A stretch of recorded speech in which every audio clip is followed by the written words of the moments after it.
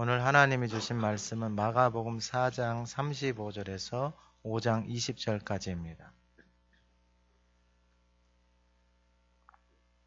신약성경 59쪽 마가복음 4장 35절에서 5장 20절에까지 말씀을 봉독할 때 하나님의 음성을 듣는 시간 되시기 바랍니다.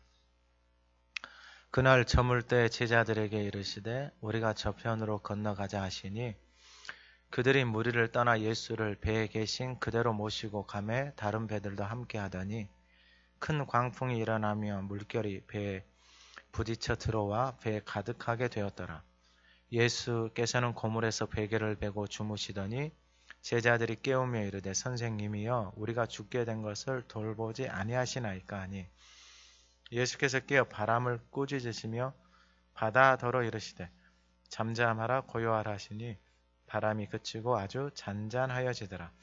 이에 제자들에게 이르시되 어찌하여 이렇게 무서워하느냐 너희가 어찌 믿음이 없느냐 하시니 그들이 심히 두려워하여 서로 말하되 그가 누구이기에 바람과 바다도 순종하는가 하였더라. 예수께서 바다 건너편 거라사인의 지방에 이르러 배에서 나오심에 곧 더러운 귀신 들린 사람이 무덤 사이에서 나와 예수를 만나니라. 그 사람은 무덤 사이에 거처하는데 이제는 아무도 그를 쇠사슬로도 맬 수 없게 되었으니 이는 여러 번 고랑과 쇠사슬에 매였어도 쇠사슬을 끊고 고랑을 깨뜨렸음이러라. 그리하여 아무도 그를 제어할 힘이 없는지라 밤낮 무덤 사이에서나 산에서나 늘 소리 지르며 돌로 자기의 몸을 해치고 있었더라. 그가 멀리서 예수를 보고 달려와 절하며 큰 소리로 부르짖어 이르되 지극히 높으신 하나님의 아들 예수여 나와 당신이 무슨 상관이 있나이까 원하건대 하나님 앞에 맹세하고 나를 괴롭히지 마옵소서 하니 이는 예수께서 이미 그에게 이르시기를 더러운 귀신아 그 사람에게서 나오라 하셨습니다. 이에 물으시되 내 이름이 무엇이냐 이르되 내 이름은 군대니 우리가 많음이니이다 하고 자기를 그 지방에서 내보내지 마시기를 간구하더니 마침 거기 돼지의 큰 떼가 상 곁에서 먹고 있는지라. 이에 간구하여 이르되 우리를 돼지에게로 보내어 들어가게 하소서 하니 허락하신데 더러운 귀신들이 나와서 돼지에게로 들어가매 거의 2,000마리 되는 떼가 바다를 향하여 비탈로 내리달아 바다에서 몰사하거늘 치던 자들이 도망하여 읍내와 여러 마을에 말하니 사람들이 어떻게 되었는지를 보러 와서 예수께 이르러 그 귀신 들렸던 자, 곧 군대 귀신 집혔던 자가 옷을 입고 정신이 온전하여 앉은 것을 보고 두려워하더라. 이에 귀신 들렸던 자가 당한 것과 돼지의 일을 본 자들이 그들에게 알림해 그들이 예수께 그 지방에서 떠나시기를 간구하더라.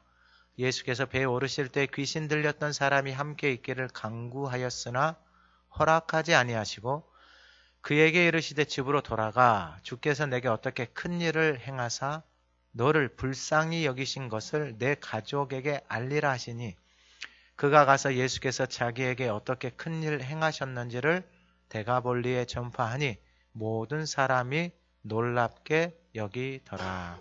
아멘. 2022년 표를 같이 한번 외쳐보겠습니다. 하나님의 아들 예수 그리스도 복음의 증인으로 살자. 하나님의 아들 예수 그리스도 복음의 증인으로 살자. 한 명의 생명을 살리자. 아멘. 지난주 하가다 말씀 26절에서 29절 한번 읊조려 보겠습니다. 또 이르시되 하나님의 나라는 사람이 씨를 땅에 뿌린과 같으니 그가 밤낮 자고 깨고 하는 중에 씨가 나서 자라되 어떻게 그리 되는지를 알지 못하느니라. 땅이 스스로 열매를 맺되 처음에는 싹이요 다음에는 이삭이요 그 다음에는 이삭의 충실한 곡식이라. 열매가 익으면 곧 낫을 대나니 이는 추수 때가 이르렀음이라. 아멘.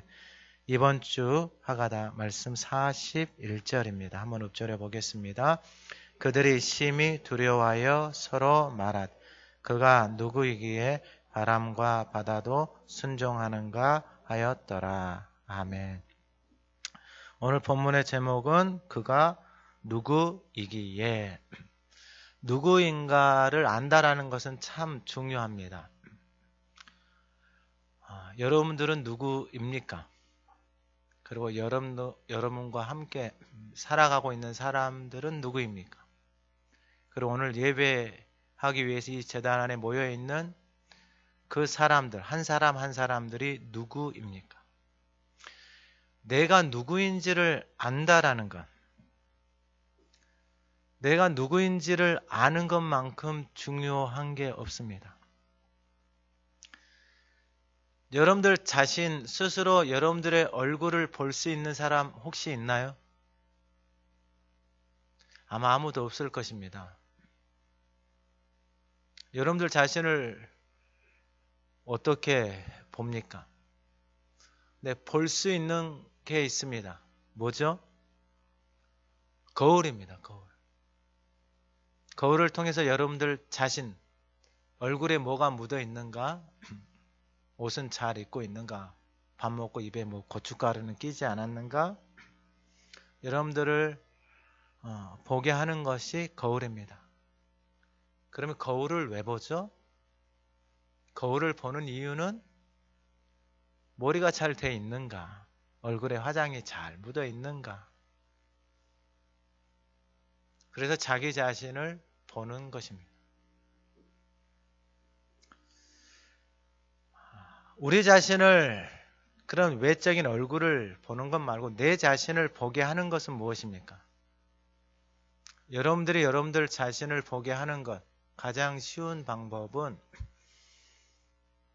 여러분들의 말이나 여러분들 자신을 보면은 보이는데 그것도 쉽지가 않습니다. 왜냐하면 자기가 무슨 말 하는지도 모르고 살아가요.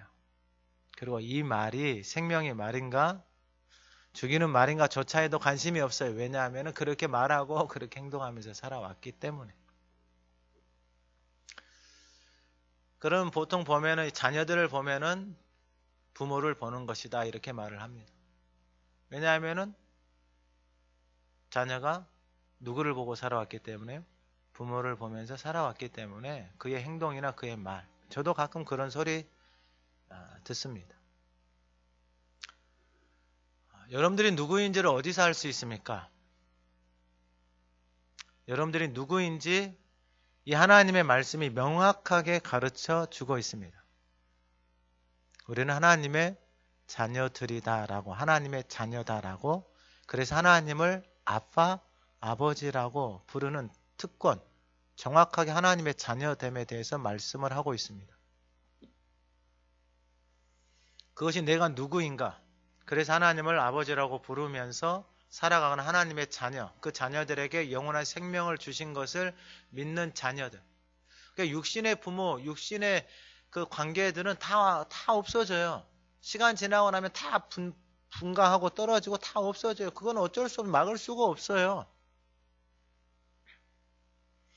근데 하나님은 우리에게 영원한 생명에 대해서 예수님을 통해서 우리 가운데 끊임없이 말씀하시는 게 뭐냐면 영원한 생명에 대해서 말씀을 하고 계세요. 끊임없이. 그리고 우리의 인생들에게 하나님 말씀하신 게 뭐냐면 우리의 인생에 이 마음이 밭이구나. 이 밭에 하나님이 생명의 씨를 뿌려서 30배, 60배 그 말의 열매를 맺게 하시려고 하시는구나. 근데 내 안에 보니까 길가, 돌박, 가시떨기 같은 밭이구나. 이 밭을 어떻게 하지?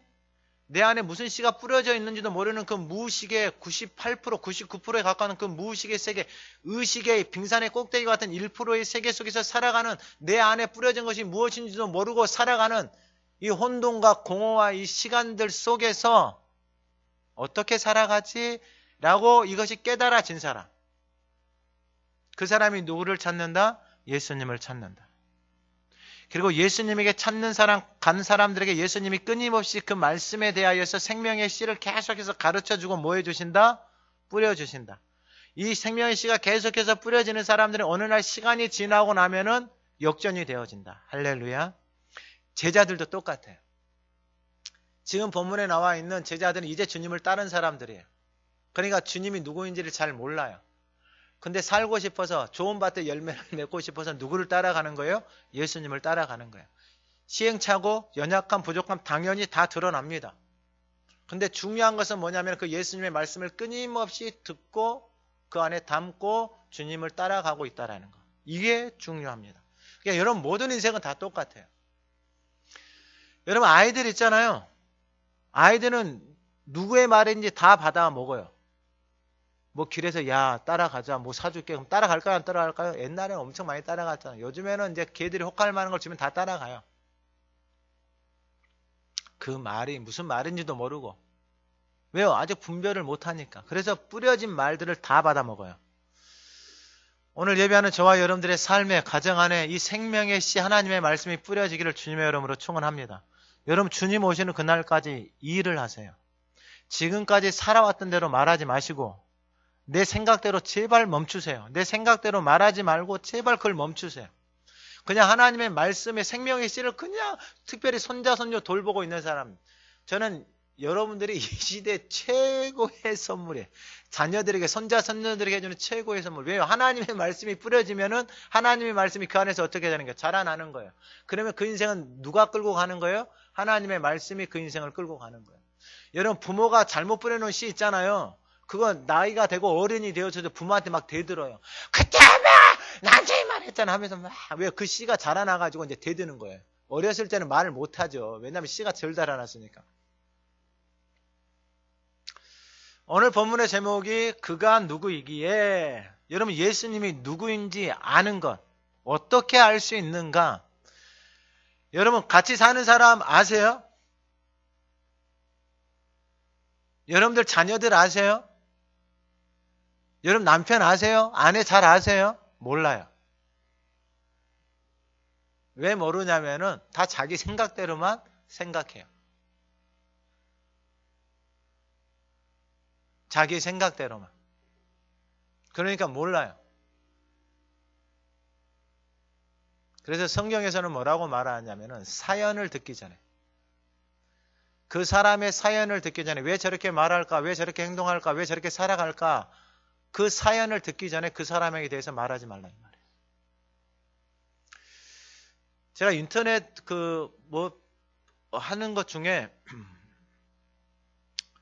그 연예인들이 그 시골 마을에 찾아가가지고 시골 마을에 그 노인분들을 만나서 이렇게 뭐 하는 프로 언제 건지는 모르겠어요. 근데 거기서 어떤 걸 했냐면은 이제 할머니 할아버지들 이제 한 70, 80 이런 되신 분들 그분들한테 뭘 했냐면은 20살인 나에게 편지하게 20살인 나에게 해주고 싶은 말 해가지고 그 할머니들에게 반일하는 할머니들에게 숙제를 내줬어요. 제가 이제 그분들의 편지를 이제 연예인들이 대독을 해주더라고요. 읽어주더라고요. 그 편지 들으면서 막 울었어요. 울어. 내가 너무 모른다. 그러니까 부모가 누구인지를 잘 모르는 거예요. 그러니까 그분이 가지고 있는 그 마음 안에 담고 살아온 그 삶의 무게, 그 걸어온 인생의 길을 너무 모른다. 그냥 내 생각, 내 방식으로만 해석하고 내 방식으로만 그냥 판단했던 것들이 참 부끄럽게 느껴지고 그래서 보면서 모른다. 모른다. 이런 생각이 드는 거예요. 우리가 교회를 다니고 신앙생활에서 하나님의 자녀가 되어졌는데 정말 하나님의 자녀에 대해서 우리가 알아갈까? 그 의문이 드는 거예요. 그러면 어떻게 알 수 있을까? 여러분 어떻게 알 수 있죠? 여러분 그분들이 자신 안에 있는 것을 뭘로 썼어요? 글로 써서 자기 자신을 표현하니까 그 마음이 그 소리가 들려오는 거예요. 그 말 한마디에 그 문장 하나에 그 안에 있는 그 마음의 소리가 들려오는 거예요. 여러분 이게 얼마나 복인지 아세요?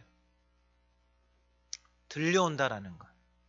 나와 함께하는 사람이 말했을 때 그 사람의 아픔의 소리가 들려오고 고통의 소리가 들려오고 신음의 소리가 들려온다라는 것. 여러분 이게 복입니다. 복. 근데 우리는 그 소리를 듣지 못해요. 그 소리를 듣지 못하고 자기 하고 싶은 말을 해요. 왜요? 자기 생각대로. 예수님이 제자들을 불렀어요. 예수님이 제자들을 불렀는데 예수님이 부르신 사람들은 딱 한 사람이에요. 자기가 죄인인 줄 아는 사람. 그래서 예수님이 누구를 부르러 오셨다라는 거예요? 죄인을 부르러 왔어요. 건강한 사람을 부르러 온 것이 아니고 죄인을 부르러 왔어요. 그런데 예수님이 뭐라고 말하냐면 이 땅에 있는 모든 인생들이 다 죄인이다라는 거예요. 그래서 예수님이 죄인들을 부르러 왔는데 너무 많은 사람들이 자기가 죄인이 아니다라는 거예요. 예수님이 보시기에는 다 죄인인데 자기 생각으로는 자기가 죄인이 아니야. 그러니까 누가 필요 없는 거예요? 예수님이 필요 없는 거예요. 그러면서 그것을 예수님이 나는 의사로 왔다 그러잖아요. 의사로 왜 오셨어요? 사람을 고쳐주러 오신 거예요. 사람을 살리기 위해서 오신 거예요. 예수님의 목적은 하나예요. 근데 사람들을 보니까 사람들의 마음이 길가고 돌밭이고 가시떨기예요. 그 밭에서는 무엇이 없는 거예요? 열매가 없는 거예요. 그러면 그 밭을 좋은 밭으로 만들어야 되잖아요. 그 밭을 누가 만들어 주시는 거예요? 예수님이 만들어 주신 거예요. 그럼 예수님 앞에 가서 그 마음밭을 예수님에게 내놓으면 돼요. 그럼 예수님이 길가와 같은 마음을 바꿔주시고 돌밭과 같은 마음을 바꿔주시고 가시떨기와 같은 마음을 예수님이 바꿔주세요. 근데 사람들이 예수님에게 안 가요. 왜요? 자기 안에 있는 길가, 돌밭, 가시떨기의 밭을 뭐 하는 거예요? 다 감추는 거예요. 그래서 포장하는 거예요. 밖으로. 욕심을 내서 외적으로 똑같은 말이 세상의 염려, 근심, 재물의 유혹 이런 것들 다 마음을 다 빼앗겨버려요. 왜요? 내 안에 있는 가시 감춰야죠. 돌 감춰야죠. 길가 감춰야죠. 근데 이것을 인정하는 사람들은 누구한테 갔어요? 예수님에게 갔어요. 처음에는 30배밖에 없어요. 열매가. 시간 지나고 나니까 60배. 지나고 나니까 100배. 그러면 그 인생은 어떻게 되나? 더 풍요로워져 가는 거예요. 그래서 있는 사람은 어떻게 되는 거예요? 예수님 옆에 있는 사람, 그 말씀을 받는 사람, 생명의 씨를 뿌리는 사람은 어떻게 되나? 더 풍성하게 되어지는 거예요. 그런데 자기가 괜찮다라고 하면서 그것을 감추면서 피하는 사람들은 어떻게 되는 거예요? 점점 더 힘들어져 가는 거예요.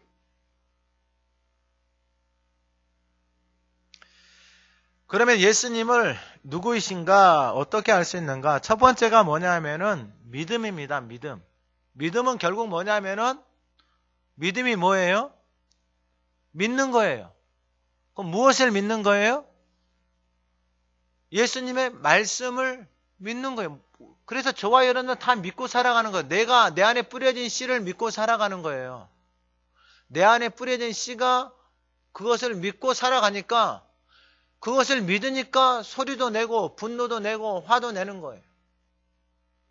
근데 이걸 바꿔서 보게 되어지면 자신이 믿고 있는 것에 대해서 질문을 던져보면은 무엇을 믿고 있는가 물어보면은 그 믿고 있는 것을 정말 내가 믿어도 되는 것인가에 대해서는 답을 못해요. 자기 자신을 믿고 있잖아요. 근데 자기 자신이 누구인지를 몰라요. 돌밭도 있고 가시떨기도 있고 길가도 있는데 자기 자신이 누구인지를 몰라요. 괜찮다라고 하는 거예요. 그러면서 그 자기 안에 뿌려진 그것을 믿고 길가를 믿고 돌밭을 믿고 가시떨기를 믿고 막 살아가는 거예요. 그런데 거기에는 뭐가 없어요? 열매가 없어요. 그렇게 열심히 살아서 인생을 다 살아봤는데 뭐가 없어요? 열매가 없어요. 열매가 없는 인생처럼 여러분 씨를 뿌렸는데 뭐가 없다고요? 열매가 없다고. 여러분 이것처럼 허무한 게 없어요. 전도서에 보면은 많이 나오잖아요. 헛되니 해 아래 있는 모든 것이 다 그렇게 다 가져봤는데 헛되다라는 거예요. 왜 그게 헛될까요? 그 안에 뭐가 없어요? 생명이 없는 거예요. 생명. 예수님 뭐 주러 오신 거예요? 생명을 주시러 오신 거예요. 여러분 그 생명이 뭐예요? 생명의 씨 하나님의 말씀이에요. 저와 여러분들의 삶에 생명의 씨를 뿌리십시오. 여러분 우리의 삶이 끝나는 날까지 생명의 씨를 더 이상 다른 씨를 뿌리면 안 돼요. 내 생각대로 내가 뭐 공부 좀 하고 지식 좀 하고 그런 씨들을 제발 뿌리지 마세요. 하나님의 말씀 생명의 씨를 뿌리세요.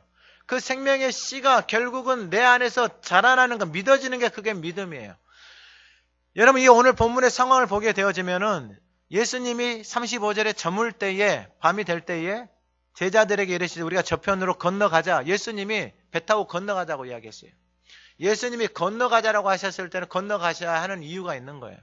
그런데 그들이 무리를 떠나 예수를 배에 계신 그대로 모시고 가매 다른 배들도 함께 하더니 문제가 생겼어요. 37절에 큰 광풍이 일어나며.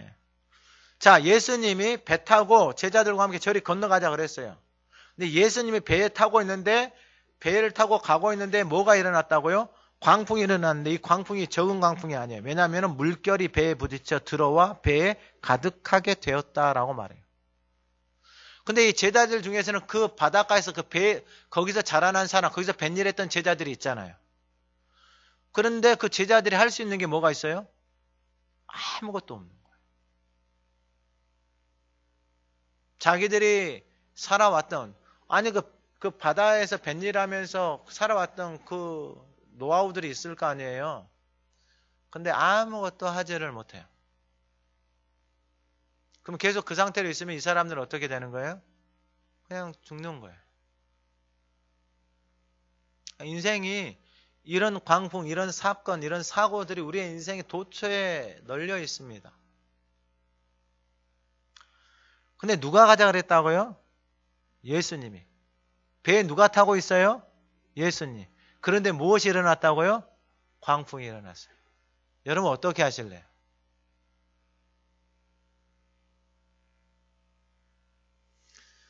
이러한 이 상황 가운데 여러분 이 안에 있는 모습, 이 말씀을 보니까 내 안에 그러한 모습들이 그대로 적나라하게 드러나 있는 거예요.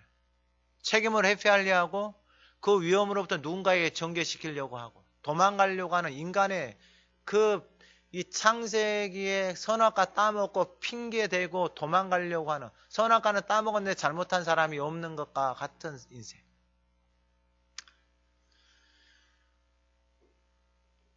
우리의 삶에 이러한 광풍은 여러분 우리가 원해서 일어나는 게 아니고 도처에서 이러한 일들이 일어납니다.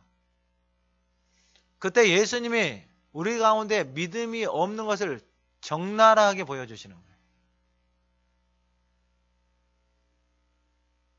38절에 예수님 뭐하고 계세요? 예수께서는 고물에서 베개를 베고 주무시고 계세요. 아니 지금 배를 타고 갔는데 광풍을 만나서 배에 물이 들어오고 있는 예수님 뭐하고 계신다고요? 주무시고. 어떻게 해야 돼요 예수님을? 성질 좀 있는 사람은 가가지고 소리 지르겠어요 안 지르겠어요? 소리만 질러요? 배에 있는 거 뭐 던지겠어요 안 던지겠죠. 그리고 뭐라고 하면 아니 저기 건너가자고 해가지고 했는데 따라왔는데 병풍이 일어나고 자빠져 주무시면 됩니까? 죽게 생겼는데 라고 하면서 누구에게 소리 지르는 거예요? 오늘날로 바꿔 말하면 내가 교회 다니면서 내가 예수님 따라왔는데 내 인생에 이런 일들이 일어나면 됩니까 안 됩니까? 안 되죠. 누구 때문에 이렇게 생긴 거예요 지금 다?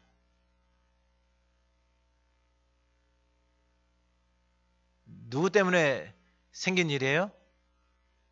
예수님 때문에 생긴 일이다 라고 말을 하면은 해결이 되죠. 광풍이 잠잠하죠. 예수님 때문이라고 핑계를 대고 예수님한테 모든 걸 다 뒤집어 씌우고 거기서 분노하고 화를 내고 살아온 대로 말을 하고, 또 뱃사람들이잖아요. 성질 좀 있을 거 아니에요. 뱃사람들 이렇게 막 뱃일하니까 막 울긋불긋 하잖아요. 그물 당기고 막 이런 게 무서워요. 이런 사람들. 근데 예수님 뭐하고 계신다고요? 주무시고 계신다고요.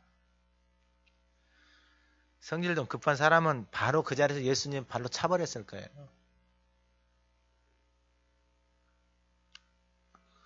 제자들이 깨우며 이르되 선생님이여 우리가 죽게 된 것을 돌보지 아니하시나이까. 여러분 똑같은 상황 가운데 있는데 어떤 사람은 잠을 잘 수 있고 어떤 사람은 죽게 됐다라고 말을 하는 거예요. 똑같은 상황 가운데 있는데. 똑같은 상황 가운데 있는데 어떤 사람은 죽겠다 그러고 어떤 사람은 잠을 잘 수 있고.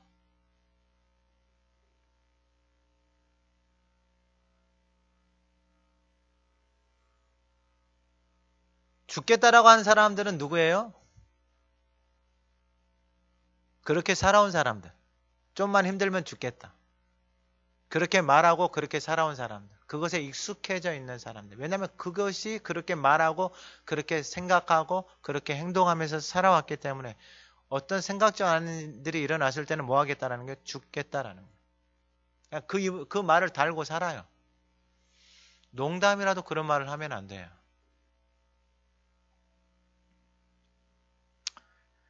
제자들이 예수님을 깨워요. 39절 같이 한번 읽어봅니다. 39절 예수께서 깨어 바람을 꾸짖으시며 바다더러 이르시되 잠잠하라 고요하라 하시니 바람이 그치고 아주 잔잔하여 지더라. 아멘. 할렐루야. 여러분 바람을 보고 예수님이 말씀을 해요. 꾸짖으시니까 바다더러 잠잠하라 고요하라 하시니까 어떻게 되는 거예요? 바람이 그치고 아주 잔잔해졌어요. 그러니까 바람과 바다가 예수님의 말을 들어요, 안 들어요? 들어요. 근데 누가 예수님의 말씀을 안 들어요? 사람.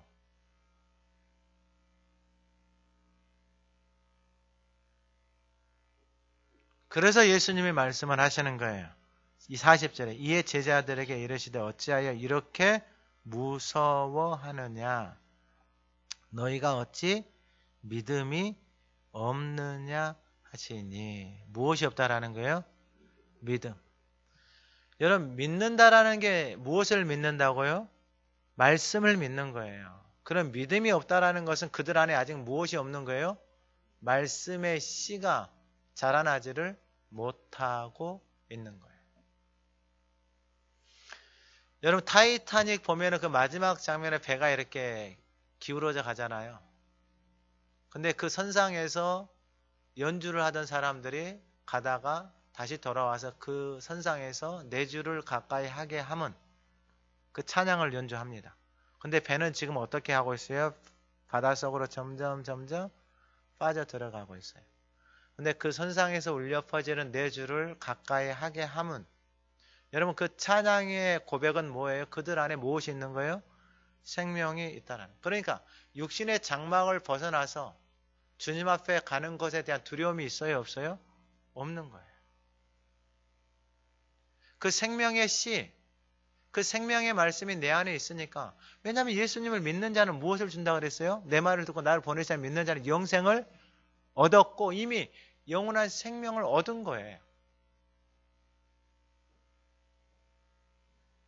그래서 그 생명이 그 안에 있기 때문에 그 죽음 앞에서 그 죽음이 그 생명을 넘을 수가 없는 거예요. 예수님 안에는 그 생명을 가지고 오셨어요. 그 생명을 지금 누구에게 뿌리고 계시는 거예요? 제자들에게 뿌리고 계시는 거예요. 근데 아직 그 씨들이 자라나지 못하는 거예요. 그러니까 예수님이 그 상황 가운데서 제자들에게 말씀하시는 게 뭐냐면 어찌 믿음이 없느냐. 여러분 믿음은 언제 나타나는 거예요? 그러면은 평상시에는 나타나지 않아요. 평상시에는 믿음 있는지 없는지 보이지를 않는다고요. 믿음 있는 것처럼 살아갈 수 있어요. 그러나 믿음 있는가 없는가는 그 상황 가운데서 광풍이 일어났을 때 위험한 상황이 왔을 때 그때에 내가 어떻게 반응하고 있는가. 두려워서 염려와 근심과 죽게 생겼다라고 말을 하는 것은 여전히 내 생각, 내 방법, 내 가치관, 내 경험으로 살아오는 거예요. 그런데 보세요. 자신들의 생각, 자신들의 경험, 자신들의 가치관, 자신들의 삶으로 살아왔던 일상의 자리인 바다, 자신의 한평생 업으로 살아왔던 그 자리에서 자신이 가지고 있는 지식과 경험과 방법으로 할 수 있는 게 아무것도 없는 거예요. 그것을 믿고 그것을 의지하며 살아왔는데. 그러니까 입에서 나오는 게 죽게 생겼다라는 말밖에 없는 거예요. 근데 주님이 가르쳐 주는 거예요. 주님이 하신 말씀 앞에 바람과 바다도 뭐 하는 거예요? 순종하는 것을 가르쳐 주는 거예요. 마지막 41절 다시 한번 읽어봅니다. 그들이 심히 두려워하여 서로 말하되 그가 누구이기에 바람과 바다도 순종하는가 하였더라. 할렐루야. 그분이 누구인가? 여러분, 바람과 바다도 순종하는 것을 제자들에게 보여줘요. 자신들의 생사가 넘나드는 그 상황 가운데서 주님이 말씀하심으로 인하여서 여러분, 이게 얼마나 허무하냐면요. 정말 광풍이 일어나는 그 바다가 한순간에 잔잔해지잖아요. 그러면 이런 일이 있었나 싶을 정도로 태풍 몰아칠 때 보면 막 천둥 번개 태풍이 치는데 어느 순간 다음날 일어나 보면은 언제 이런 일이 있는 것처럼 정말 고요하게 되어졌을 때에 사람들은 어떤 생각이 들까요? 서로 말하되 두려워서 그가 누구이기에 바람과 바다도 순종하는가? 여러분, 그러면은 이 앞에 예수님이 하나님의 나라 씨 뿌리는 비유를 통해서 사람들의 마음 안에 이 생명의 씨를 뿌려서 예수님이 하시고 싶은 게 뭐예요? 그 씨의 열매들이 맺히기를 원하는 거예요. 그러니까 다른 씨들의 열매가 맺히면 안 되는 거예요. 길가는 이미 그 수많은 씨들이, 세상의 씨들이 뿌려져서 그냥 그 인생 자체가 혼란이에요. 이게 정말 혼돈이에요. 그런 사람들 만나면 뭔가 아는 것은 많은 것 같은데 돌밭과 같은 상처 속에서 가시떨기와 같은 사람들, 뭔가를 막 붙들고 열심히 하면서 감추고 뭔가를 얻기 위해서 막 드러내고 보이기 위해서 이 속이 이게 그런 상황 가운데서 괜찮은 것처럼 하기 위해서 막 드러내면서 살아가는 그 인생이 정말 아무것도 아닌 것을,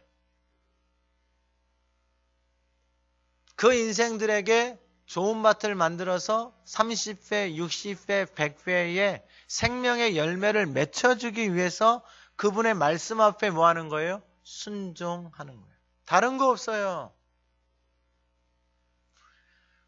하나님의 말씀을 따라서 순종함으로 살아가는 게 다른 게 아니라 그 말씀이 내 안에 담겨져서 내가 순종하면서 살아가 보니까 30배, 60배, 100배의 열매가 맺혀지는 거예요. 이 순종이라는 단어도 마찬가지예요. 순종이라는 단어가 어떤 의미냐면은 말을 듣다. 제가 그 말을 듣는다는 표현을 가끔 설명을 드렸잖아요. 내가 이 애기한테 야 1,000원 주고 야 슈퍼 가서 아이스크림 하나 사와. 그럼 얘 말 들었어요? 안 들었어요? 들었잖아요. 그럼 들었다라는 것이 얘 앞에 있으니까 1,000원 주고 슈퍼에 가서 아이스크림 하나 사와. 말 들었어요. 그런데 이 두 번째 아이는 1,000원 주고 슈퍼에 가서 사와. 그러니까 슈퍼에 가가지고 1,000원 주고 아이스크림 사가지고 내 앞에 가져왔어요. 그러면 1번이 말을 듣는 사람이에요? 2번이 말을 들은 사람이에요? 2번요? 1번 아니고요? 1번 말 들은 사람이에요? 안 들은 사람이에요? 말 들은 사람이잖아요. 2번 말 들은 사람이에요? 안 들은 사람이에요? 2번도 말 들은 사람이죠. 이 사람 입장에서는 1번도 말 들은 사람이에요. 그럼 여기에는 열매가 있어요? 없어요? 열매가 하나도 없다라는 거예요. 이 말씀이 무슨 말씀이냐면은 야고보서 1장 22절 이하에 보면은 너희는 말씀을 행하는 자가 되고 듣기만 하여 자신을 속이는 자가 되지 말라. 그러니까 1번은 말씀을 들은 사람인데 어떤 사람이냐면 자기 자신을 속이는 사람. 그러니까 쉽게 말하면은 핑계하는 사람. 말을 들었는데 그 말을 따라서 살아가지 않고 못 살아가야 되는 이유가 수백 가지, 수천 가지인 사람. 근데 여기는 1,000원 주고 가서 사오라고 하면 그냥 그 말만 듣고 가서 해오면 되는데 자기 안에 자기가 주인 되어져 있으니까 하기 싫은 거예요. 그러니까 1번은 말씀을 행하는 자가 되고 듣기만 하여 자기 자신을 뭐하는 자가 되지 말라라는 거예요. 속이는 자가. 여러분 이거 한두 번 속이잖아요. 그러면 인생을 어떻게 하냐면 자꾸 속이는 거예요. 그러면 여러분 생각을 해보세요. 자신의 인생을 자기가 속이면서 살아가요. 끊임없이 말씀을 듣고 교회를 다니는데 그 말씀을 붙들고 순종하는 삶이 하나도 없는 것이 이 삶이에요. 그러니까 자기 자신을 인생을 속이면서 자기 자신을 속이면서 살아가요. 그러니까 자신의 인생에 뭐가 하나도 없는 거예요? 열매가 하나도 없는 거예요. 열매가 없어요. 소망도 없어요. 소망도.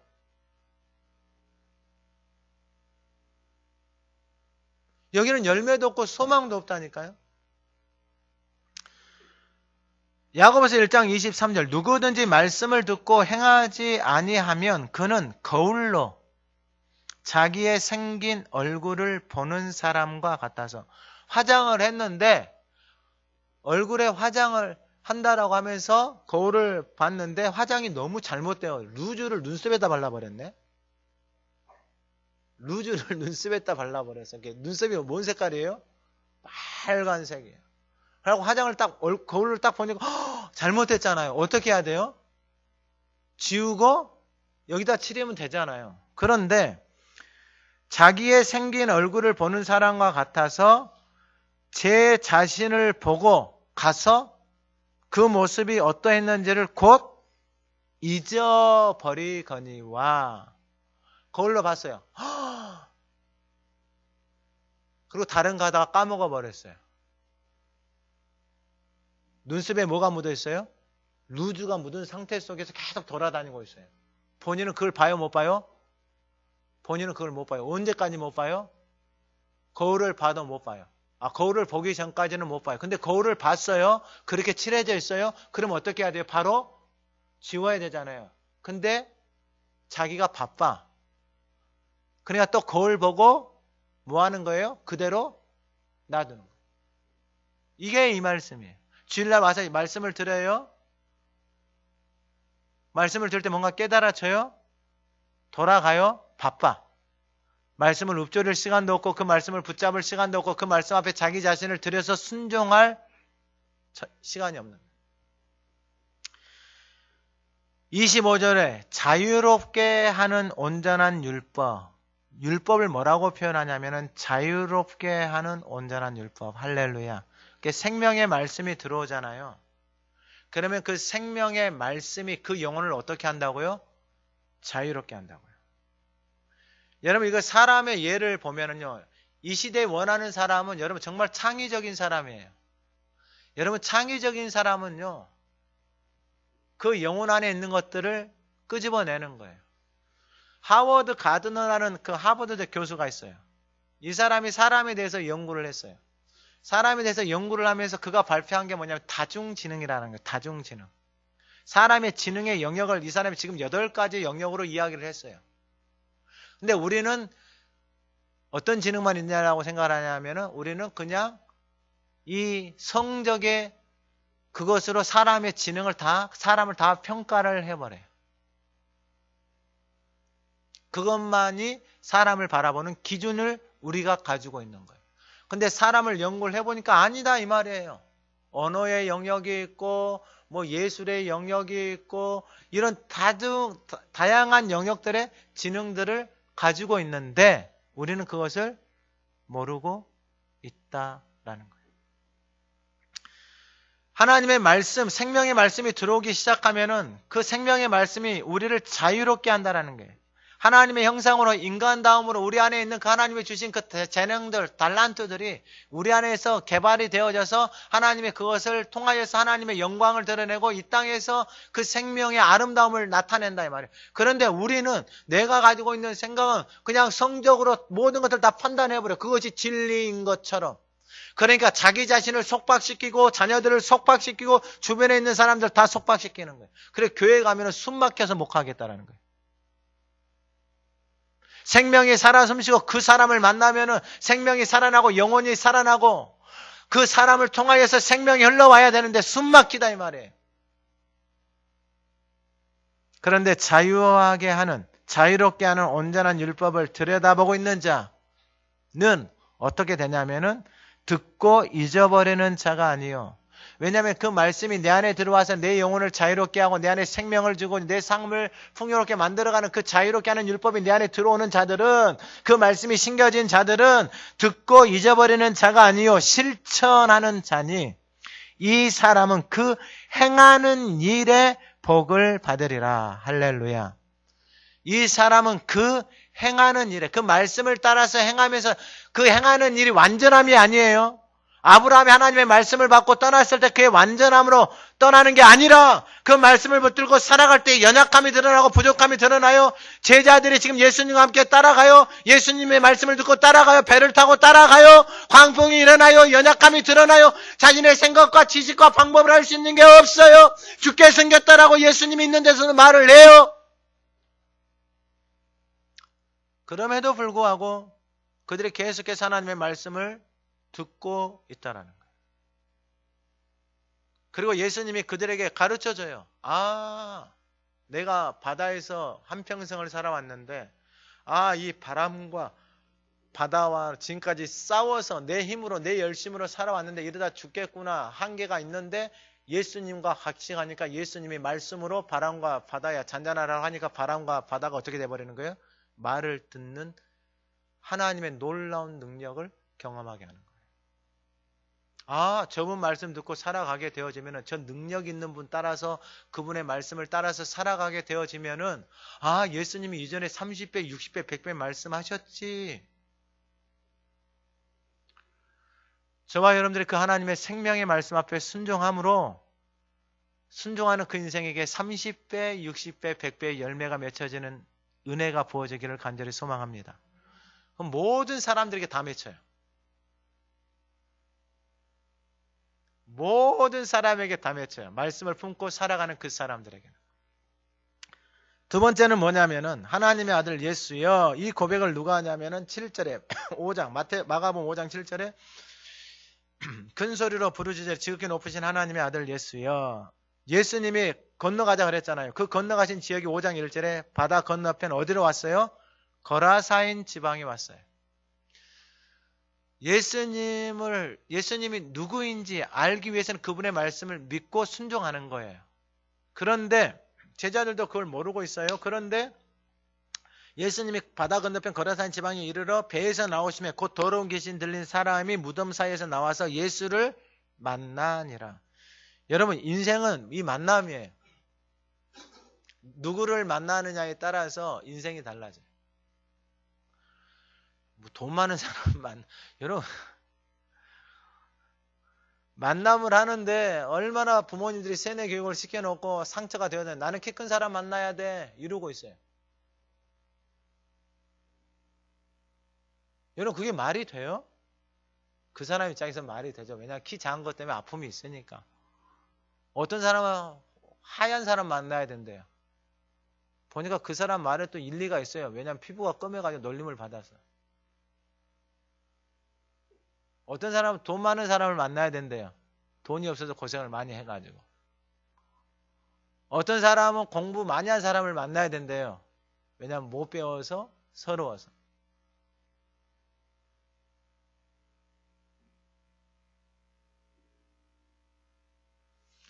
우리는 누군가를 다 만납니다. 그런데 다 자기 생각대로 만나요. 자기 생각대로 만나고 그 만남을 통하여서 무엇을 얻으려고 하는 거예요? 자기가 원하는 것을 얻으려고 하는 거예요. 자기가 원하는 것을. 여러분, 자기가 원하는 것을 얻으면 행복해요? 그리고 그 원하는 것이 채워져요? 안 채워집니다. 좋아요. 피부 하얀 사람 만났어요. 그것을 한평생 하얀 피부 행복해. 당신만 보면 피부가 하얀 것만 보면 나는 행복해 미치겠어. 할렐루야. 이런 사람들 있어요? 자기가 원하는 사람 만나서 어머 피부가 하얗다. 돈 많은 사람 만나서 어머 돈 많다. 행복하잖아요. 어머 돈이야 행복해. 돈으로 베개도 만들고 이불도 만들고 침대도 만들어서 행복하게.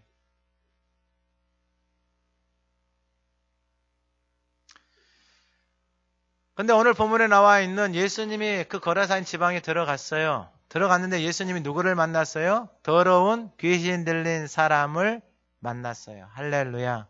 그러면 예수님이 왜 그 지방에 들어가신 거예요? 이 사람 만나러 가신 거예요.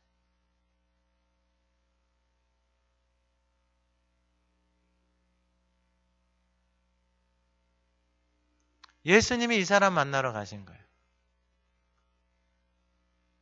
그 사람이 어떻게 사는가 보세요. 3절에 무덤 사이에 거처하는데 이제는 아무도 그를 쇠사슬로도 맬 수 없고 4절에 여러 번 고랑과 쇠사슬에 매었어도 쇠사슬을 끊고 고랑을 깨뜨렸으며 그리하여 아무도 그를 제어할 힘이 없느니라. 누구도 통제할 수 없는 사람들이 있죠. 사람들을 만나보면 누구의 말도 듣지 않고 자기 생각과 고집대로 살아가는 사람들이 있어요. 뭐가 다릅니까? 누구의 말도 듣지 않고 자기 생각대로 자기 하고 싶은 대로 하는 인생이 여러분 뭐가 달라요? 자기 생각대로 안 된다고, 자기 마음대로 안 된다고 분노하고 화내고.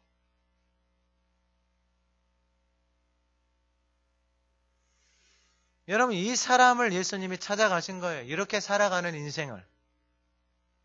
5절에 보세요. 밤낮 무덤 사이에서 산에서나 늘 뭐 하는 거예요? 소리 지르고 돌로 자기의 몸을 뭐 하고 있어요? 해치고 있더라. 사는 데는 무덤이에요. 그의 몸에는 쇠사슬로 고랑으로 메어져 있는데 그것도 그를 통제할 수가 없어요. 밤낮 무덤에서 산에서 소리 지르고 살아요. 그리고 돌로 자기의 몸을 뭐하기까지 해요? 자해하기까지 해요. 여러분 애기들 있죠? 애기들 안에 이런 모습이 있어요. 지 맘대로 안 된다고 뭐 하는 거예요? 가서 들이박아요. 막 머리를 때리박고 방바닥이 아닌 길바닥에 굴러서 뒤집어져서 하는 행동들.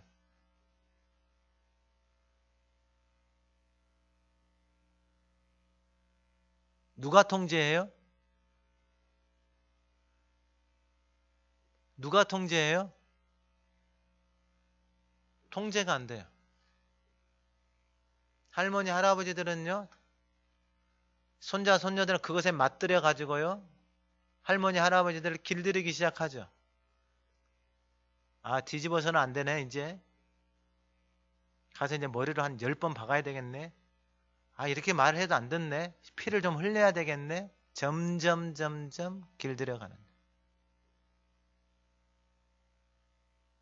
여러분, 그게 우리 안에, 그 어린아이들까지 우리 안에 있는 본성이에요, 본성. 근데 그 인생이 6절에 멀리서 예수를 보고 달려와 절하며 큰 소리로 부르짖어 이르되 지극히 높으신 하나님의 아들 예수여. 큰 소리로 뭐라고 말하는 거예요? 귀신 들린 사람이 지극히 높으신 하나님의 아들 예수여. 제자들이 배 타고 오면서 광풍 만났을 때 서로 심히 두려워해서 하는 말들이 뭐였어요? 이 사람이 누구인가? 그런데 귀신 들려서 무덤에서 사는 사람이 예수 앞에 와서 엎드려서 절하면서 뭐라고 말하는 거예요? 지극히 높으신 하나님의 아들 예수야. 큰 소리로 말해요. 그러면 그 주변에 있는 사람들 다 들었을 거 아니에요? 저 사람이 누구다고요? 지극히 높으신 하나님의 아들 예수야. 그럼 그 말을 들은 그 주변에 있는 사람들이 어떻게 해야 되는 거예요? 다 엎드려서 절을 해야 되잖아요. 근데 그 말이 들려와야 안 들려와요? 안 들려요.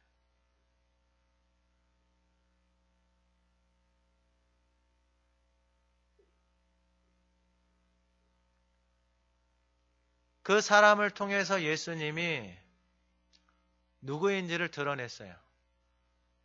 근데 사람들은 여러분 무덤에서 사는 사람이 예수 앞에 엎드려서 저를 보고 지극히 높으신 하나님의 아들이여다라고 말을 했단 말이에요.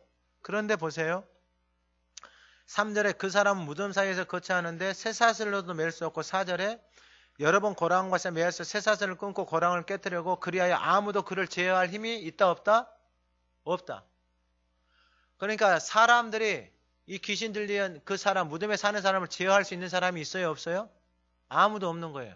근데 자기들이 제어할 수 없는 그 사람이 누구 앞에 가서 지금 무릎 꿇고 엎드린 거예요? 예수님 앞에 가서 엎드려서 무릎 꿇은 거예요. 그러면은 사람들이 이 사람이 예수님 앞에 무릎 꿇었다라는 것은 예수님이 이 사람을 통제하고 컨트롤하니까 이 사람이 누군지 드러내면서 하나님 즉위로 하나님의 아들이다라고 하면서 가서 엎드렸잖아요. 그래 하나님이시니까 가서 엎드려서 절을 한 거 아니에요. 근데 이 인간들은 귀신 들린 사람도 컨트롤해요 못해요? 이 사람도 컨트롤하지 못하는 인간이단 말이에요. 근데 그러면은 이 인간이 지극히 높으신 하나님의 아들 예수 앞에 가서 이 귀신 들린 사람이 엎드려서 절을 하면은 나는 이 귀신 들린 사람도 컨트롤하지 못하는 연약한 존재가 전능하신 하나님 앞에 가서 엎드리는 것은 지극히 당연하잖아요. 근데 가서 엎드려요? 안 엎드려요? 엎드리지 않아요. 그러니까 인간이 하나님의 말씀을 듣지 못하게 되어지면은 여러분 우리의 인생 가운데 정말로 많은 기회들이 와요. 너무나도 많은 기회들이 와요. 그런데 자기 고집, 자기 생각, 자기 방법을 살아온 그 인생에 그것이 자기 자신인 줄 알고 그 돌밭과 가시떨기와 그 길가와 같은 그 마음의 밭을 드러내지를 않는 거예요. 주님 앞에 갖고 가지를 않는 거예요. 자존심이니 뭐니. 여러분 그게 무슨 생명입니까? 그게 무슨 내 인생을 행복하게 만듭니까? 내 인생을 풍요롭게 만듭니까? 인정하면 될 거 아니에요. 근데 인정을 하는 것이 너무 힘들어요. 제가 보니까 그게 너무 힘들더라고요. 제가 해보니까 너무 힘들어요. 왜냐하면 그게 내 자신인 것처럼 살아온 인생이기 때문에. 근데 왜 이렇게 가서 예수님 앞에 가서 엎드린가 봤더니 6절에 그가 멀리서 예수를 보고 어떠 절하며 7절에 큰 소리로 부르짖어 이르되 지극히 높으신 하나님 나와 당신이 무슨 상관이 있나 원한 건데 하나님 앞에 맹세하고 나를 괴롭히지 마옵소서. 여러분 이게 이 원수 마귀가 하는 이 패턴이 이게 에덴 동산에서부터 오는 패턴의 삶의 모습하고 똑같은 거예요. 핑계하고요. 남에게 여러분 비난하고요. 그 다음에 끊임없이 참수하고 정죄하고 판단하고 이것이 끊임없이 사탄 원수 마귀가 제일 좋아하는 인생이에요. 인생.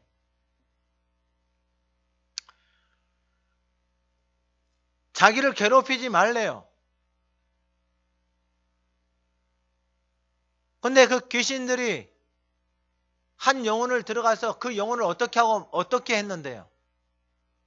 가정을 파괴시키고 집을 떠나서 무덤에서 벌거벗으면서 자기의 몸을 해하면서 소리 지르면서 무덤 사람이 죽은 곳에서 살아가는 그 인생을 만들어 놓고 자기 자신들을 괴롭히지 말래요. 나는 여기가 좋다라는 거예요. 이러한 인생이 좋다라는 거예요. 이렇게 더럽게 살아가는 인생, 더러운 말을 하고 더러운 생각을 하고 더럽게 말하고 살아가는 이러한 인생이 좋다라는 거예요. 그러니까 나 여기서 살게 놔두라라는 거. 왜 이 사람을 회복시키냐 이 말이에요.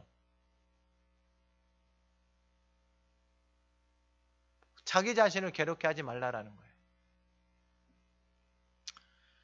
왜 그런가 봤더니 8절에 이는 예수께서 이미 그에게 이르시기를 더러운 귀신아 그 사람에게서 나오라 하셨습니다. 할렐루야. 예수님이 뭐라고 하셨다고요? 그 사람에게서 뭐하라? 나오라라고 예수님이 선언하신 거예요. 여러분 그 누구도 통제할 수 없는 그 인생, 버려졌다라고 생각하는 그곳에 예수님이 들어가셔서 말씀하시니까 그 인생을 붙들고 있는 더러운 귀신이 그 안에서 살 수가 없는 거예요. 그래서 예수님 앞에 와서 엎드려서 절을 하는 거예요. 왜요? 예수님이 나오라고 말씀하셨으니까.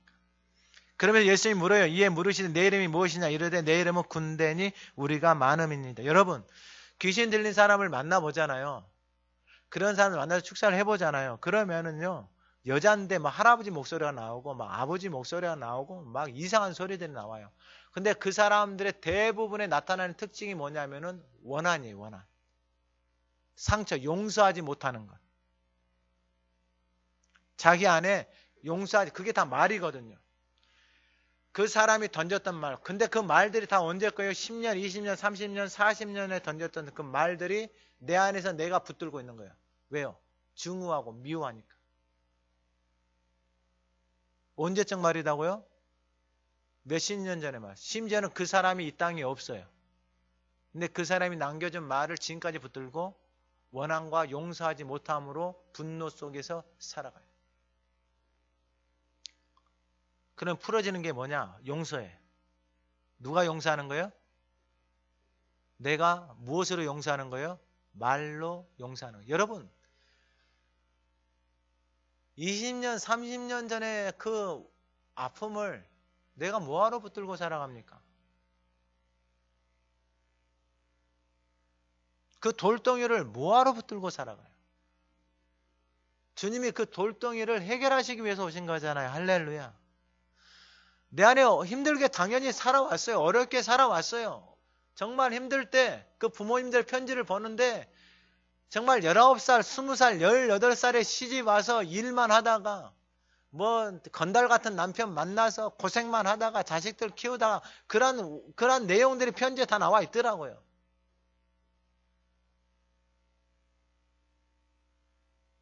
근데 그분들도 다 떠나보내더라고요. 그 아픔들을.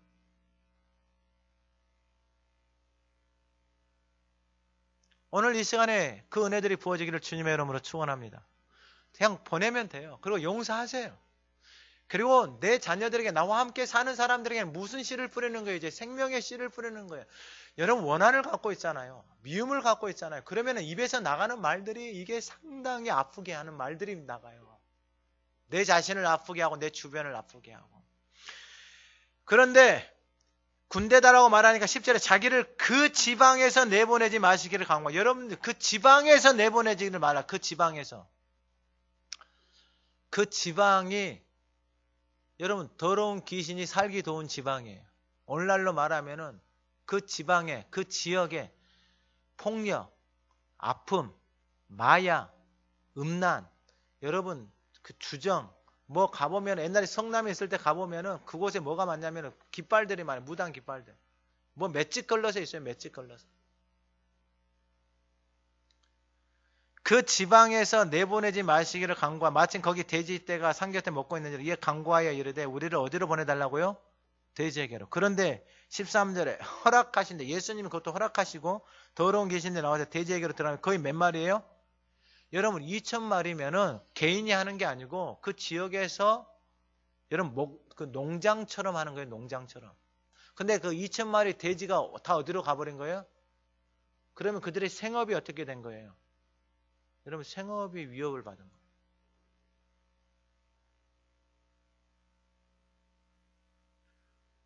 돼지 치는 사람들에게는 이게 자기들에게는 큰일이에요.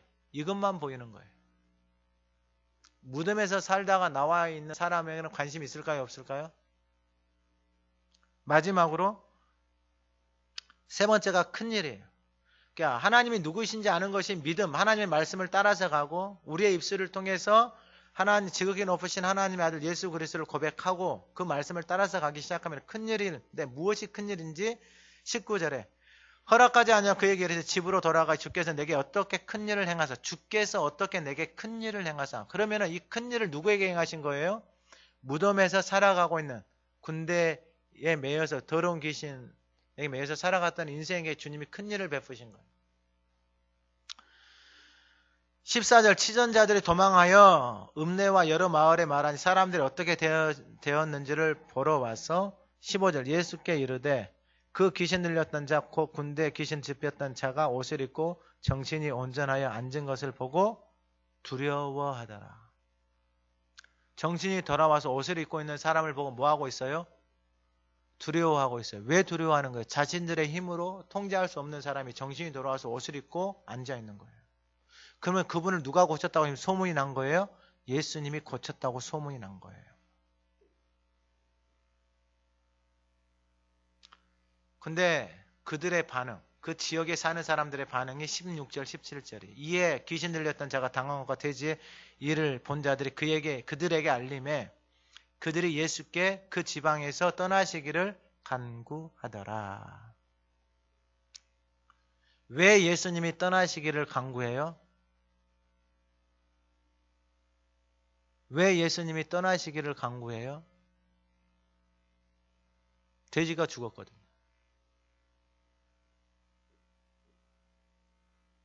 그러면은 예수님이 그 지역에 있으면은 뭐가 다 죽겠다 이거예요? 돼지가 다 죽겠다 이거예요. 여러분 그 지역에 있는 군대 귀신 2,000명이나 되는 군대 귀신이 예수님의 이름으로 다 쫓겨나갔잖아요.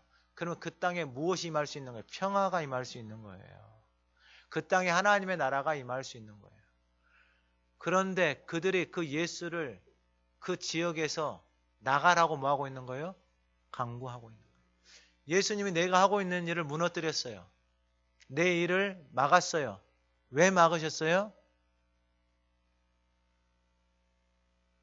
그렇게 일하다가는 그 영혼이 죽겠거든요.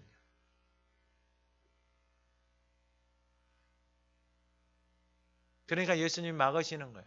그럼 뭐 하면 돼요? 예수님에게 새로운 길을 달라고 간구하면 되는 거예요. 새로운 걸 부어달라고 간구하면 되는 거예요. 그게 바로 18절에 예수께서 배에 오르실 때 귀신 들렸던 사람이 함께 있기를 뭐 하는 거예요? 간구하는 거예요.